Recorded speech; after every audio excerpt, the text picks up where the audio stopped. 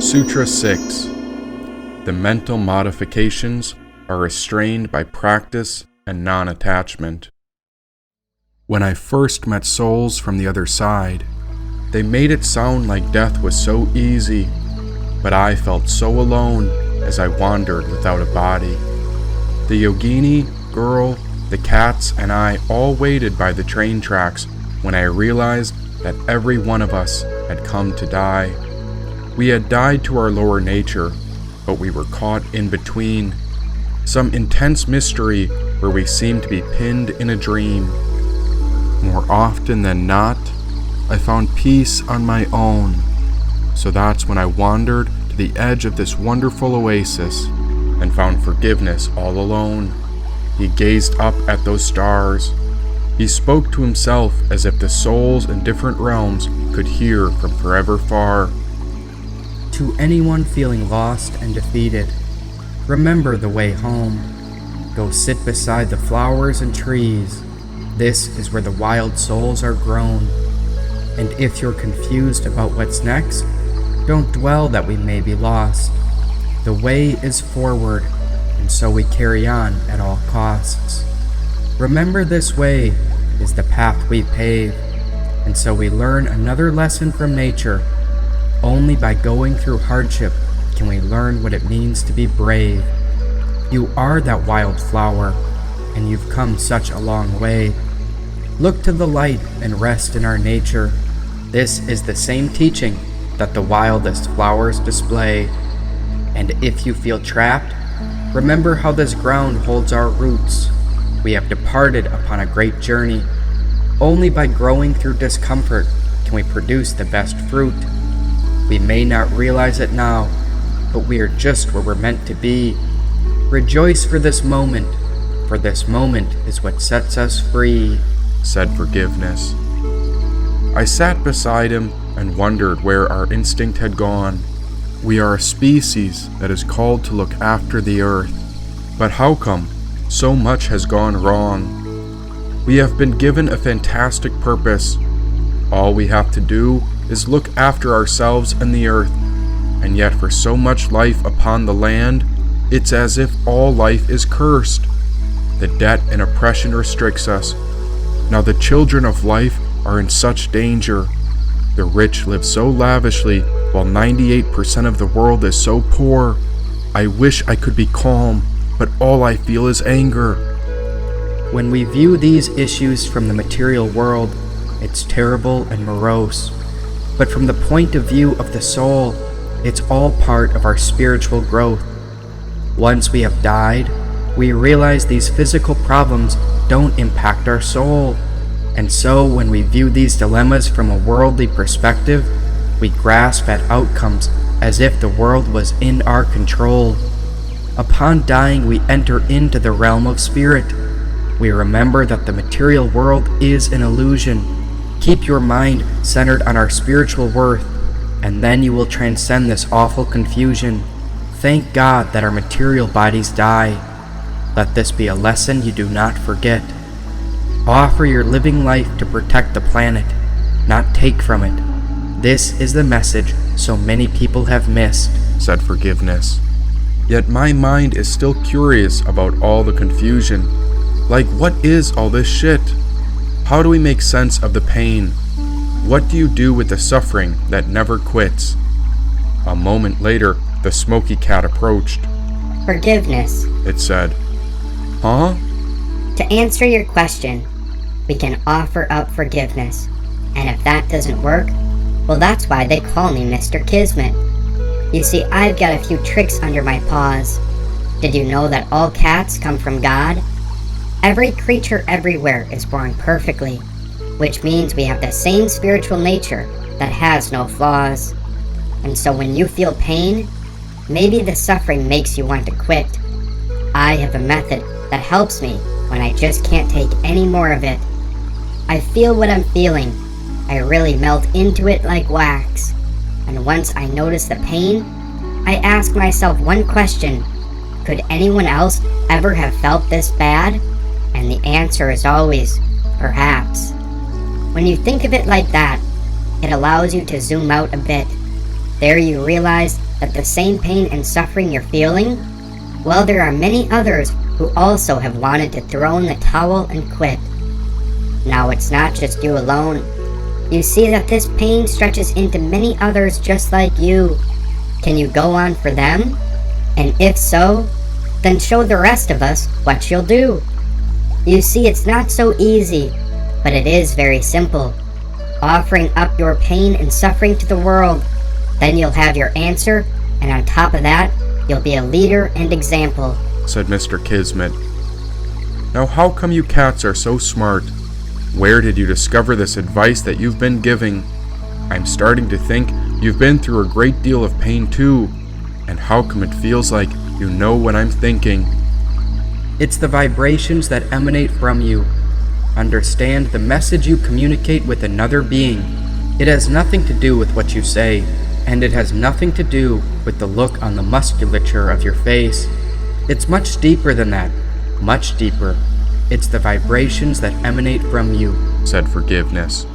You know, conversations like this aren't easy, but they must be discussed. And when you tune into those vibrations, you listen to your intuition, and that's how you know who you can trust, said Mr. Kismet. Their presence inspired an uplifted wind that ran through me. Shiva Shakti was present, yet she appeared to be cloaked in invisibility. Well, Mr. Kismet and Forgiveness, fair enough. But what am I supposed to do when so many live in harmful ways that break the world's trust? Am I caught in misperceptions and delusions for failing to forgive my fellow man? And how can we be real protectors when the earth is stuck in patterns where the humans are still abusing women? And what about slavery? And what about greedy sellouts who escape to secret islands to have sex with underage boys and girls? There are real karmic consequences that have been harming our entire society, and so I must ask, how can we actually heal our world? This brings us to the next sutra, and that is, the mental modification or afflictions are restrained by practice and non-attachment.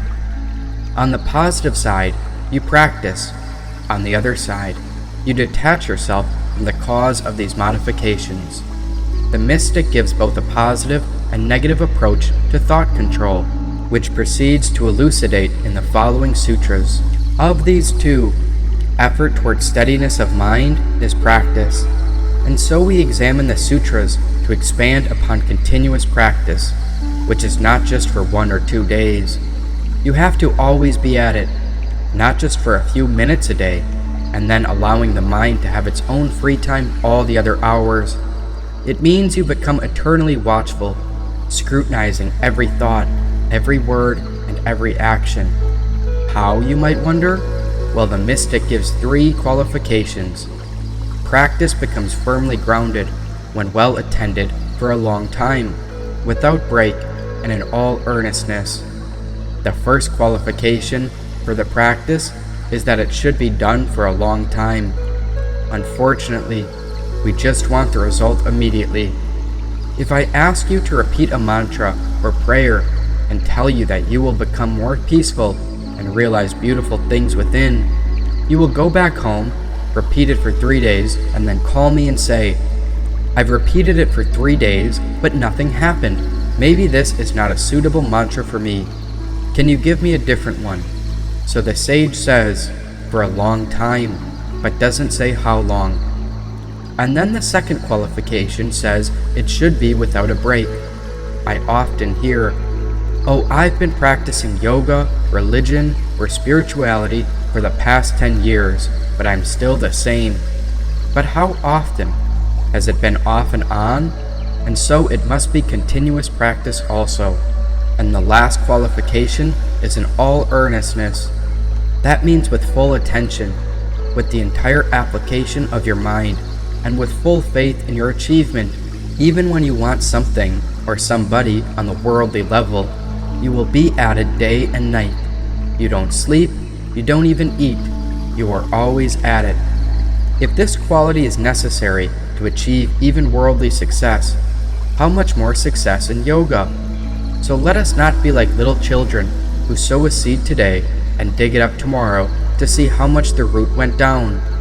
We need all these three qualities: patience, devotion, and faith. This reminds me of a small story given in the Hindu scriptures. In the Devaloka, or the heavenly plane where divine beings live, there is a great Maharishi, or sage, called non-atta. Just as there are great yogis here, so they are also among God. So non-atta travels all over and sometimes comes to earth to see how we are doing. One day, he was passing through a forest and saw a yoga student who had been meditating for so long that the ants had built an anthill around his body. The yogi looked at non-atta and said, "Non-atta, sir, where are you going?" "To heaven, to the Lord's place," he said. "Oh, could you please do something for me there?" "Sure, what can I do?" said non-atta. "Could you find out from the Lord how many more births I must meditate? I have been sitting here for quite a long time, so please find out." "Sure," said non-atta. Then non-atta walked a few miles further and saw another man, but this one was jumping and dancing and singing with all joy, chanting and praying to God. When he saw non-atta, he said, "Hi, non-atta, where are you going?" "To heaven." "Oh, that's great. Could you please find out for how long I have to be here like this? When will I get final liberation?" "Sure, I will," said non-atta. So after many years, non-atta happened to be by the same route again and saw the first man. The yogi recognized him and said, "Non-atta, I haven't had an answer from you. Did you get to heaven? What did the Lord say?"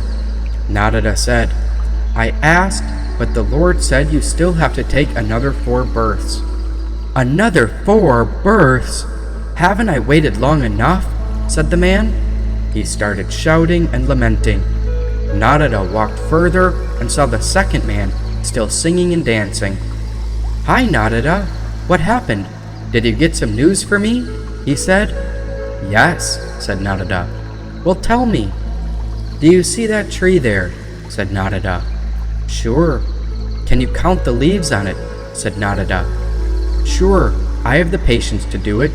Do you want me to count them right away?" No. You can take your time to count," said non-atta. "But what has this got to do with my question?" asked the man.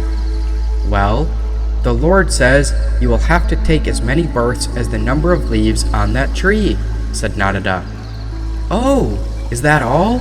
So at least it's a limited number then. Now I know where it ends. That's fine.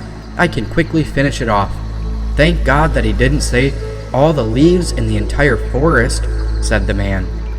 Just then, a beautiful divine wagon came down from heaven, and the driver said to the second man, "Come on, would you mind getting in?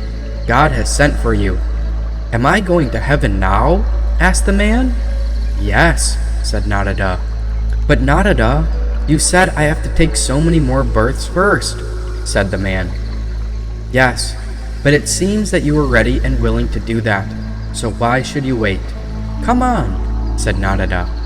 Now within this mere story, you can easily see the truth behind it.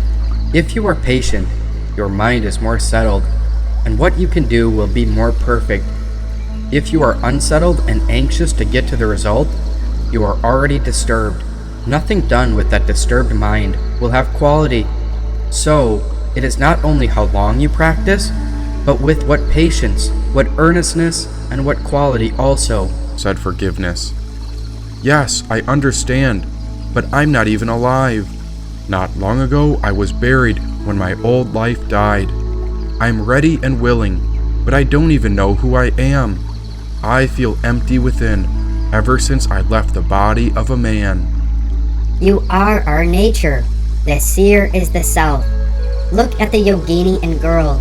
You are a spiritual being, the same as everyone else, whispered Mr. Kismet. "Then where are we going, and why are we called here? The yogini, girl, and I are unattached to our own bodies, and so there is little left we could fear." That is because you are seers. and the reason you are here is because a great train is coming. You decide where it's going and when it appears," said Mr. Kismet. Okay, so I imagine this means I have to take rebirth, and since I was human, there's a good chance I predict will end up back upon the earth. Now I won't ask how many more times I must live and die, but rather I am quite curious as to why. "Why what?" asked Forgiveness. Why go back? The black cat smiled. Then he opened the clouds. There a vision came through when I saw something strange.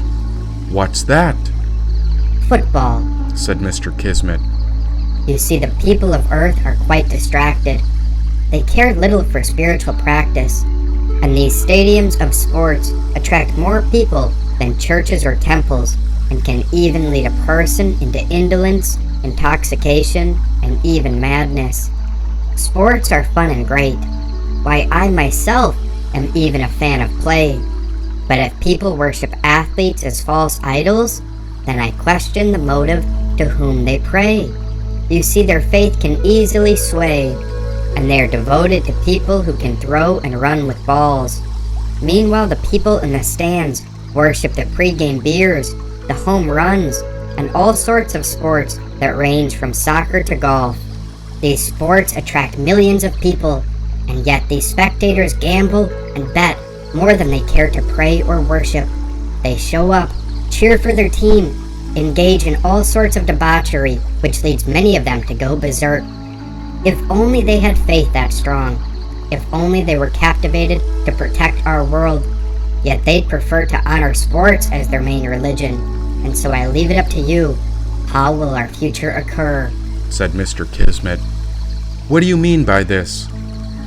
These are your fellow Earth people, and your train is coming soon.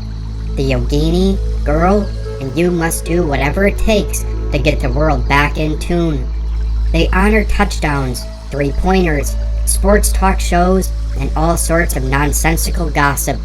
Meanwhile, the children of life are starving, while the rest of the world bets and prays for their teams as these organizations accrue a hoard of profit. Oh, we can change the world, but it begins with a great shift.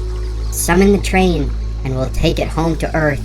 This is the path that all those souls upon the Earth have missed," said Mr. Kismet. I looked around and saw Girl and the Yogini. Then I shrugged at Kismet and Forgiveness. The railroad tracks were still empty, but something felt auspicious. A gentle hum rattled under our feet, and then I heard a locomotive's air horn. I swear it sounded like a stampede of horses, and so I pictured Windhorse. "Told ya, our train is coming, and I'm not gonna miss it," said the Yogini. Our soul's body was like some sort of disguise, because underneath we were the essence of creation. By some miracle, we had died, and were waiting to find new bodies at a divine train station. Where will we go? The future is completely open, and we are writing it moment to moment. Let's go wherever we are called, but first we must listen to the omens, said Girl. What type of omens? It might come from a sound or thought, maybe from the sky or the oceans. It could take the form of a chance meeting with a new soul, or come out through a range of emotions. Listen to life. Let's hear what the vibrations have got to say. We are writing the future with everything we do. We are what we do, not what we say, said Girl. Then can you hear the sage? The mystic in the wind? That's the one who's been whispering to Forgiveness and Mr. Kismet all the mysterious wisdom. Oh, I hear her too, and she speaks to me through movements of the body, breath, and mind. She's teaching me through the yogic postures, and that's how I've become aligned. By getting my own body, breath, and mind in tune, I can pass the same wisdom along to others, and that's why I'm positive the train is coming soon, said the Yogini. And I too can hear her, and other times I hear him, but I call it Spanda, or the divine pulse of life that lives within. I am that fabric of existence. Yes, we are the consciousness after the body is gone and dead. Our thoughts create a vibrational field or an energetic flow, and it manifests from all the things we think, the actions we do, and the words that are said. Spanda is everything, yet everything cannot be known. Awaken Spanda. We are the seed and the flower. Now watch how a lotus is grown. Yes, we are the seer, that energy behind the storm and the rain. I am also the cure, as we awaken Spanda for the relief of all disease and pain. Spanda is the bridge between energy and consciousness. It is the way back home. We are the miracle of life, since Spanda is the magic as to how everything is grown. This energy called Spanda is an energetic vibration that self-exists within all things living and dead. Spanda manifests everywhere and through everything, and it allows pure energy to be changed into thought forms, and these mental modifications are the impressions from what is thought or said. These vibrations are imprinted everywhere, and yet only Spanda can survive through the passage of death. If existence was a story, then everyone has contributed to the book of life once we die. Our impacts and impressions are like the ink that a poet writes, said Girl.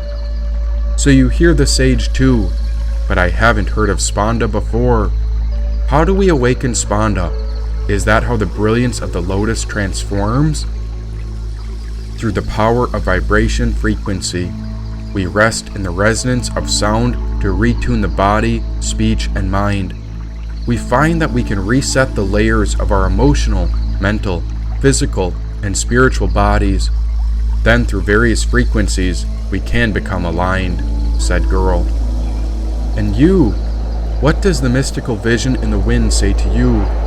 How come you prefer movements of the body, and what is it that these postures do? Life is a beautiful dance between strength and ease, movement and stillness, growth and rest, seriousness and play, and you can exist in the space of both at the same time. By following the breath, we hold various postures of the body. These are sacred positions that guide us toward self-mastery. The same way sound resets our system, we use a teacher to guide us while a student listens. This is a direct connection where the student engages in participation. Active and passive, sun and moon, we flow through vinyasas, yin, gentle, restorative, and active poses so that our body, mind, and spirit falls in tune. This is the meaning of yoga. It's the union of two halves, a rejoining of matter and spirit, heaven and earth together at last, said the yogini. So Girl, you can tune into the mystic through sound, and the yogini can interpret the same sage through yogic asanas? Then I suppose I hear it in rhymes, and so I would call this mystic jnana, or sacred knowledge. For me it appears in a rhyme, and I call him and her the Shiva Shakti flow. It's endless and beginningless, since I believe it is impossible to be known. Yet it always responds. Like a mirror, it reflects a perspective back. With no delay or hesitation whatsoever, there is always wisdom to unpack. But I don't always hear this voice. I cannot always pick up on what this wisdom has to say. There might have been a time I could get there directly, but now I listen to forgiveness and Mr. Kismet, otherwise the wisdom would go astray. You know, I never used to be able to hear it, and I wonder if it was just a test. Because back then, I was always thinking only about myself, and I believe that's a formula for getting depressed. When I think only about myself, I think, well, what about me? It wasn't until recently that Mr. Kismet helped reveal the point of living is to help all of us get free. And after I died, I started to wake up to see the nature of how things really are. It made me sad at first, because it's not what the living expect, but from this vantage point, after death, the behavior of Earth is quite bizarre. What is it about the world? Why does everyone seem to be trapped? It's as if they're riding Earth through a great voyage, but they're all fighting against the flow, as if everyone lost the treasure map. The world is mostly unaware of the secret after death, and not many give the spirit a chance. Up until the end, we usually grasp and cling, and so this is what it means to be attached. Grasping to worldly things, but it's quite simple that only the soul goes on. And even as it's known that the body will fall away, we should know that the energy of the spirit keeps going along. And of course, life is beautiful, but it's clear that humans have gotten so off track. It should be obvious that the commandments state, "Thou shalt not kill." But then why do our countries continue to kill and attack? We kill creatures for our food. We kill pests with harsh chemicals. They kill their own kind with wars and shootings. And that's just the beginning of how badly life on this earth has been mistreated, said Girl. But what if death of the old way is needed? What if it's time for something new? Oh, I've got an idea. And believe it or not, it involves the yogini, the seer, the cats, me, and you. In the dreamy space after death, we discovered the mind could use magic to make various things appear. Only when the mind was centered, stable, and honest could we tap into the magical manifestation powers of the great and powerful seer. I saw a girl do it because she transformed into a woman balancing a wand upon a crystal bowl. And there a sound resonated so perfectly that it touched the center of all our souls. This attracted more souls, and there I met her white cat named Lily. All sorts of souls came towards the train tracks, and now the once desolate area was packed a bit more fully. Yes, we were dead, but somehow I felt alive and whole. A body had come and gone, but death was not the end of the journey for our soul. Death was a breakthrough to the other side, into something glorious and new. Oh, it's true, but who knew? No one would believe you if you told them death was safe, and yet this is the truth, since it's what all souls go through. Now as Girl began to play another bowl with a second wand, there came another vibration. This unique frequency dawned from the beyond. Out of nowhere, the vibration began to reshape the clouds. The universe was in unison with these frequencies. Yes, this illusion was like a dream, kind of slippery, so I might call it a stream. And now I noticed I could zoom out or in all the way, and nothing was quite as it seemed. As I zoomed out wide, I saw the woman playing the singing bowls while a war waged in countries upon the earth. A small but powerful spiritual army rose against the army of ignorance, which manifested as the lower self. Hey, what was your big idea? The one that involves all of us, including you, said Girl. The yogini was practicing her asanas, and so she began to flow to the rattle of a few African beads. I added a drumbeat when I felt the white horse gallop through my heart as a distant train picked up speed. Wherever I went, the vibration of Spanda was there to lead us home. Vibration, postures, wisdom, and the breath of Windhorse. Yes, this was the way of the seer's great throne. And what if death isn't so scary? But why are we still afraid? What if death was a new beginning that the spirit knew as an upgrade? Now all sorts of new souls around the train tracks began to dance. The animals assumed an energetic trance, and all of us came together as a tantric expression of ecstatic movement that took us into a trance. This was the vibration of a creatrix. It need not a body or mind. It was embedded within creation, and as my awareness searched for the seer of the self, the perfection of creation is what I came to find. For in that moment, everything was all right. It appeared the earth was in tune. All this while, the planet promoted natural harmony and union the best it could, and it was even balanced by the moon. But the people, on the other hand, they seemed to be disconnected from the great source. And that's when I began to realize the power of the white steed I called Wind Horse. As the horse ran faster in my heart, I heard a train far away approaching the tracks. There was a certain magnetizing force coming, because just as our vibration grew, so did our power to attract.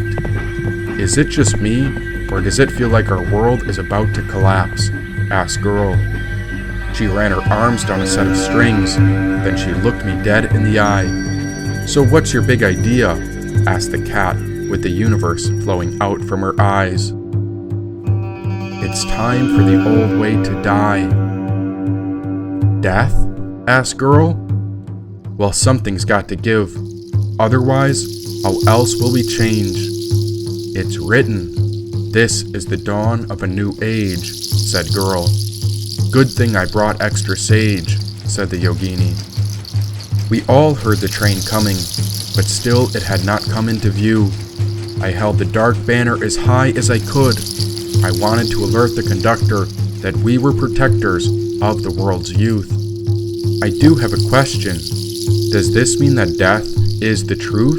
Asked the yogini. She said it as I thought it, and this meant her and I were now in tune. We were connected to the same seer, that spiritual center which was the treasure of all bounty and boon. Somehow the words came through me, and so I thought of myself as a channel. As if the spirit crossed a great desert, I was like a vehicle, the same way a man rides a camel. We listened to the hum of a distant train, and I heard the collective speak up through a vibration that no eye could see. Activated by sound, a hidden layer of perspective was set free. There the seer abides in its own nature. Yes, you are that seer, which is infinite potential you can reshape, since the universe acts just like a mirror. Now I realize I am not this body, and I am not this mind. Rather, we are a collection of spiritual souls, and our spirit is eternal and divine.